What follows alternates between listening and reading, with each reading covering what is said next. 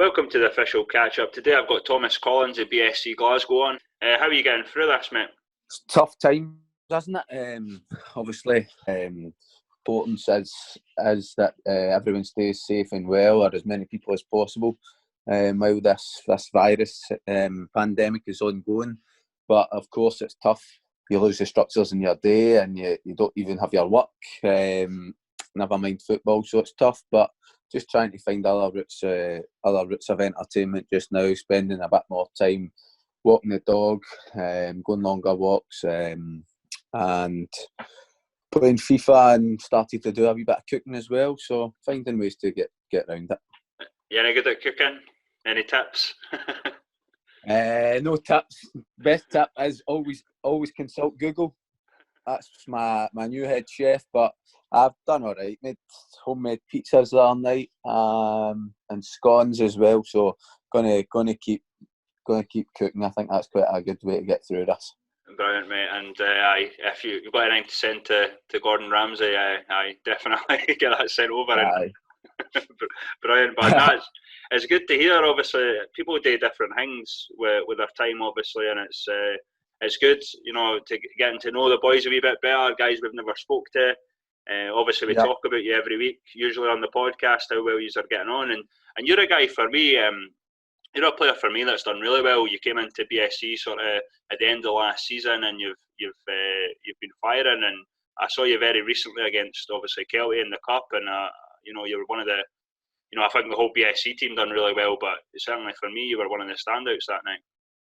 I appreciate that, mate. I obviously took a kind of bold decision that I needed to leave Bees at the time that I did, and I knew the gaffer well, through a former player at Bees, and that just seemed like the one that I wanted. There was a lot of other junior teams wanted to sign me, but just felt like I'd maybe try and get ahead of the curve a wee bit with what's looking like a move towards the pyramid, and the gaffer's ideas really excited me. So took me a couple of months to get going, I think, really, and then after the first couple of league games this season, it's been really good for me personally, playing every game really, and helping what has become a really strong outfit in this league. Yeah, agreed, man. Were you a wee bit worried at the beginning, obviously, because Tam Orr is done excellent at this level, and Martin Green's obviously a top guy. Paolo, you can't say anything wrong about him, obviously, as a player or as a person. That's it, but I felt like that was the reason that I came here, because for looking at it, I think they missed a proper third option in the forward areas. They had some other options there, but it wasn't quite working out for them in terms of getting to compete with the higher echelons of the league. So I think that was one of the main reasons that I came. The start of this season, I didn't play the first 3 league games because we'd gone with Paolo and Tam. They'd started flying, but I found a different way into the team by playing slightly deeper on the left of a diamond, really. A role that I've never really played before, but took me a couple of weeks to get round to the idea of playing that. But I think obviously it suited me with my energy. Gaffer talks about my proactive runs, so if you get Tam and Paul up there holding the ball, and I can make runs off them, and obviously when the ball's in the box, I become the striker that is naturally my position. So yeah, it's been an interesting experience, that's for sure. Earlier in your career, mate, you were obviously at the sort of Queen's Park, and they've sort of went professional or semi-professional. I'm not actually sure if they went fully professional this season, but are we going to see more of that sort of teams at League 2 level, sort of League 1 level? In a sense, I think Queen's Park said obviously it's to compete with the likes of the Lowland League teams, the players that they're attracting, because obviously they were losing amateur guys on amateur contracts to other teams. Do you think we'll see more teams obviously trying to do a wee bit more to entice players to go to them? I think they've got to all live within their means, the clubs, I guess. Queen's Park were in that strange situation where they had the amateur status and they didn't pay their players. They always had that carrot of, you'll be playing at Hampden every second week, but that is being removed in the next couple of seasons, I'm sure, and they'll be playing at lesser. albeit that's still a cracking facility. It doesn't have the allure of playing at Hampden. So I think Queen's Park had to do something. What they have done and are going to do goes way beyond the realms that I would have imagined, and what's been quoted as what have been getting paid, and obviously the names themselves obviously show that there must be more than just rumour to it. So I think that's a really interesting one. The problem for clubs is if they get relegated from League Two, it's going to be really difficult to get back up, and you've seen that with the two that have come down. Obviously, Berwick and East Stirling struggled initially, and East Stirling have picked up a bit this year. So I think clubs will need to do a wee bit more maybe to try and prevent that relegation. But you know what it's like, especially just now with the troubles clubs are going to have ahead. They're going to have to budget well and plan well and recruit well, because it's got to be sustainable. Yeah, absolutely, and obviously you mentioned your time at Beef Juniors. The West of Scotland's coming. What is there any sort of difference in quality or standard with the old West Juniors, I guess, compared to like say East of Scotland, the Lowland League? The standard's very similar, to be honest. There might be slightly different approaches within that. I think Auchinleck, Beath, clubs like that have had a distinct junior approach in the way that they sometimes approach the style of play. You see us this season, Kelty have started to kind of play the ball a wee bit more, and it's a bit more tactical and technical, but I think that's going to diffuse a wee bit that small difference that you can see at the minute. Bonnyrigg have come in; they've got a more kind of distinct junior way of playing, but you get a mixed bag. Maybe I'm making some wee bit of stereotype there. Very interesting to see how that process comes through, and I think all it's going to mean is that Lowland League clubs are going to have to a wee bit more money in order to get to the top of that. Well, it's an argument I sort of throw at BSC Glasgow as well, and I don't know if it's to do with maybe Swifty and the style and obviously his experience, but I always feel that BSC have a sort of distinct way of playing within the Lowland League as well. I speak for what they've been like prior to when I was here, because I didn't really see them much. But I think we actually have become pretty flexible in the way they play. The most the biggest part of our identity this season has been intensity in terms of pressing. Yeah. Intensity with and without the ball. That's become our identity. I guess when Big Paulo's in the team, we have I wouldn't even call it a tendency to go longer, quicker, because it's just using the assets that we've got at that minute. So when you've got Big Paulo in the team and you get Tam's pace running off his flick-ons and me coming from deeper, you're tending to go a wee bit longer. But there's been times this season where Paulo's not been available and we've gone with a sort of 4-3-2-1 and we've kept the ball really well. So get a style of play that they associate with a team. But I would say that this has been the most flexible team that I've played in. Brilliant, mate. And obviously BSC have had a decent season. The league, I think most people maybe thought it was, at the moment as it stands between Kelty and Bonnyrigg, but in terms of your season, obviously you had brilliant results in the Scottish Cups. That win over East Fife, you had the game against Hibs. Albeit I actually thought you guys were class that day. I don't think it was a 4-1, but TV coverage, fans coming to the end of drill. I think it was a fantastic day for the club. That was a great day for the club, and I think that's got to try and help BSC with the increase in East of Scotland teams going to come up, and the West of Scotland teams coming in. You're going to have clubs with crowds and a budget. So hopefully that manages to galvanise a sort of sense with the community in Broomhill and get people along so that they can be a sustainable club for the future. The day was brilliant in the Hibs game, obviously, and the East Fife game, but it's been just a wee bit slightly disappointing for me personally in the league. There's been a few days where we just didn't quite get over the line with a result. Away that Tuesday night where we drew 2-2, and we didn't turn up against East Kilbride in one week game where we get beat 4-0. And had we just managed to turn up with a better attitude that day and manage to get through the game with points, it would have been an interesting last few weeks of the season had we been able to finish it. But all credit to Kelty and Bonnyrigg. I think if the league does start up again, I would say that it's pretty much between those two, and they've done really well.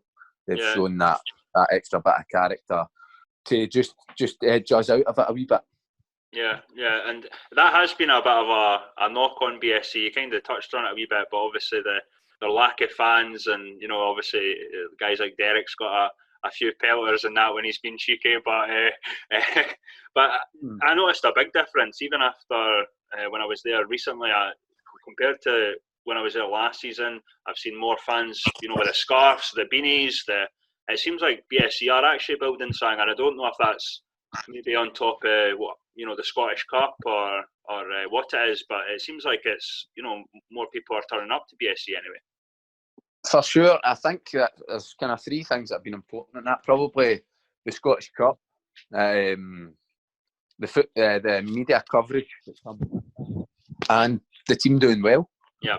You're much more likely to go and beat a team that's playing near your area, your sons or your friends' team. They maybe play in it. You're much more likely to go and see them if they're competing at the top end of a league. And I think the noticeable colour of the hats and the scarves and that, I think the club will make it yellow. All right, okay, there's BSC fans, which is quite good in terms of being able to highlight that we are being successful and getting more along to the ground. I've guys like Michael Park I spoke to obviously earlier in the week. I know him fairly well. Martin Fleming and Moza and obviously George and everyone does a fantastic job. And one thing I probably would ask though is you're still a young player. You've obviously got aspirations. Are you hoping to get back into league football, or are you quite happy at BSC at the moment? I've kind of got a few options for next season, including in the league. So I think I'll probably be looking to take an opportunity. I think when I was at Queen's Park, people refer back to my career and involving Queen's Park. It's difficult for me to include that because it seems so long ago. 6 years ago, I was still in school. I was missing at school when I was playing for Queen's Park. So that's a difficult one for me to look back on. I think, God, now I look back and think, God, I wasn't good enough. I think how much more I've developed now and understand the game better. So I feel like I've got unfinished business in the leagues, and that was all between me and the gaffer. He said, "Look, you come and do well for me here, and you'll get a move." So hopefully that materialises.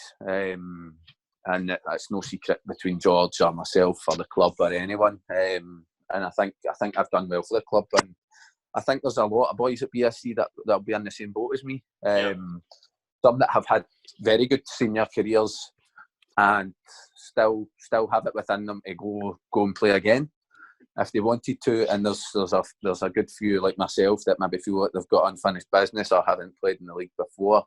And are definitely deserving of it. So I think that's a testament to the work of the gaffer and their coaching staff, and being able to recruit those types of players and being able to get the best out of them as well.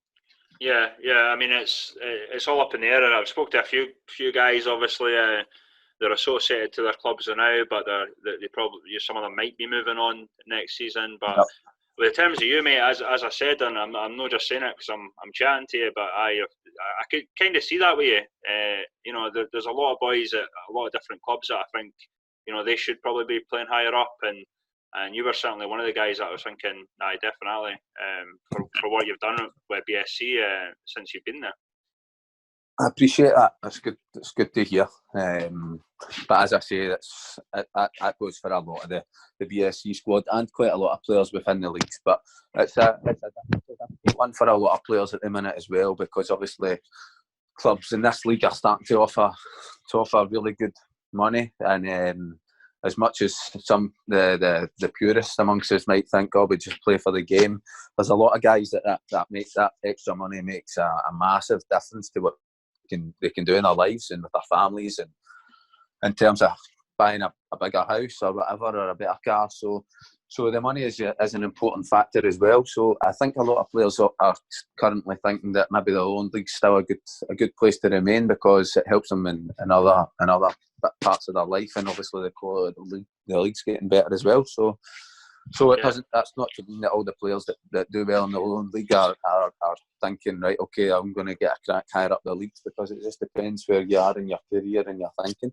We've kind of touched on the West of Scotland, obviously, with our time at Beef and that, but what do you think should happen? What do you think is going to happen in terms of football? Can it continue? Because at the moment it's looking a wee bit like it's not going to. I just find the notion of voiding the leagues really, I can't tolerate that notion that leagues are going to be voided, or that winners are selected by the standings at the minute. I think that we've got to try and finish the leagues at some point if we're going to get to play football by the end of 2020. So many organisations involved in football with right ideas that we can get round that issue. Do you know what I mean? If we need to shorten then the next season in order to get this season finished, I think it's important. You can't lose this season, and the sporting integrity that comes with it. The best examples for me are obviously the Liverpool and the Celtic ones are the most quoted. Mm-hmm. But the best examples for me are Dundee United, for example. If they are told that they need to stay in the Championship for next season after the heavy investment that they've made this year, they've lost all that money, and all that money's gone, and that would just leave a better taste in my mouth if they were told no, they can't go up a league. And that goes for probably Kelty and Bonnyrigg as well. They've invested heavily this season. Whether they'll be able to do that again next season in this league would remain to be seen. And I think that would be a bit of a pill for them to swallow as well if they were told no, you won't even get a crack. So I think you've got to strive to finish the season at some point. Yeah, I think that's the consensus from the majority of players that I've spoke to. I usually go with the null and void scenario, because I just don't see when we'll play again. And I say null and void in the sense that I think it's fair on teams for more on the bottom end of things. I wouldn't like to see like Seville even get relegated, because and I don't think it's fair that Kelty or whatever should get the title. I mean, there's some teams, obviously Liverpool, Celtic, like you mentioned, that probably are a wee bit further ahead. But yeah, I mean, in terms of our league, I couldn't give Kelty. I don't think anyone could give Kelty the title at the minute the way it lies. Kelty and Bonnyrigg still need to play each other. Yeah, Kelty still need to play us. So that's a third of the games between the top three are still to be played. Do you know what I mean? So I think that would be very difficult for Bonnyrigg to deal with if that was given. And at the bottom of the table, I guess the solution is: do you look at a wee bit of strange restructure at the minute in order to deal with it? Do you just promote teams? Do you get wee bits of promotion sorted and titles sorted if you were looking at null and void, and then maybe keep teams that should be relegated in the league and maybe say, right, okay, we'll relegate an extra team next season? Yeah, I've heard them scenarios too, but I quite like the idea. Like I say, null and void if it can't continue, but I like the idea of reconstruction as well, or restructure as well, and it's all interesting. But I keep saying it. I would hate to be the person trying to work it all out and trying to keep everyone happy, because it's just not going to happen. No, it'd be difficult. But what I would like to see really is I heard Gary Neville say it, but like a festival of football to get us back. Imagine having maybe games in all leagues in the Saturday and a Wednesday for a month to get the leagues finished, get the buzz back across all the leagues in the country. I think that would be absolutely magnificent in order to get the season finished and to get that buzz back for football before they start preparing for next season.